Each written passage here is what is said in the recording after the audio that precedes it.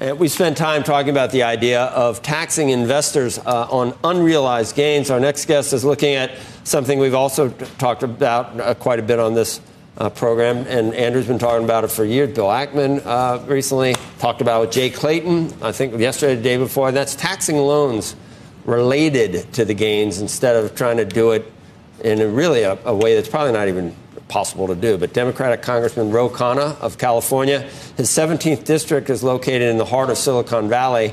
And anybody that doesn't realize that that is a goose that lays golden eggs constantly for this country and for the world. He's joining us today. Well, it says in your capacity as a surrogate of the Harris-Walz campaign. I'm going to forget that. I'm going to say you're joining Silicon us today Valley. as my and as my running mate. If we bottom of the ticket, Joe Rowe. No. Roe Joe. I want a cushy job where I don't have to do anything, but I can take credit for things. I want the. We need you in the Midwest. Anyway. But you tweeted it out to me, unsolicited, I think last week. What about this idea?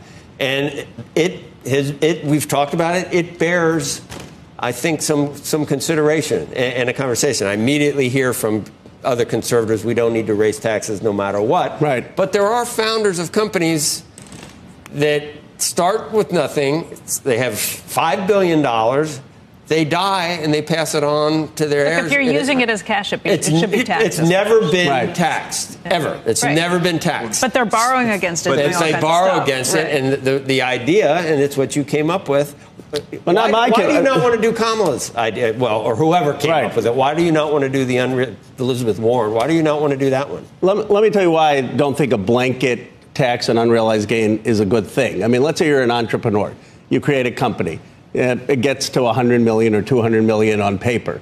Now, if you're taxing that, you're probably going to force that person to sell it. They're probably going to sell it to private equity. Do you really want the entrepreneurs to be forced to sell their companies to larger institutions and to decline in value? I don't think that that's what you want for a startup ecosystem. Unintended consequence.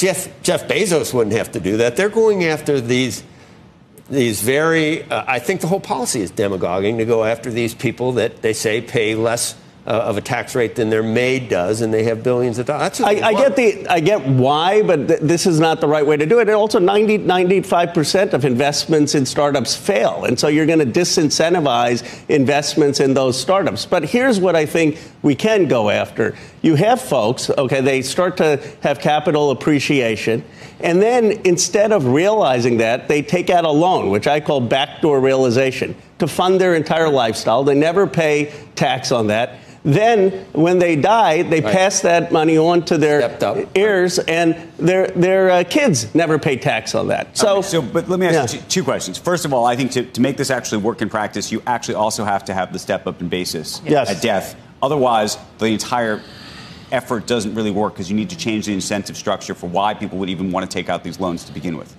Okay. Totally agree. There's a second piece to this, though, which is, and I actually was just on the phone with an entrepreneur in the Valley who I think everybody knows yesterday about this, who said, look, I understand what you're trying to do, Andrew, but if you do this way, it's going to disincentivize additional investment by entrepreneurs in the into either investing in their own companies or investing in other companies. So one of the things that a whole bunch of people who've made a lot of money do is they actually not only take out loans to fund their lifestyle, if you will, but they also take out the money to then make investments in other startups, in venture capital firms. By the way, venture capitalists and private equity folks often are taking loans against their own firms to look like they have carry in their funds. So their actual carry in their own funds is coming from a loan that they're getting from the fund. And so all of these folks are calling up everybody, including, by the way, the Harris team as well, because they're aware of this, because people are calling them saying, well, if you do it this way, you're going to actually be disincentivizing investments in small businesses, to bring it all back to today's conversation that Harris has now proposed. So what do you say to all of the pushback on that front?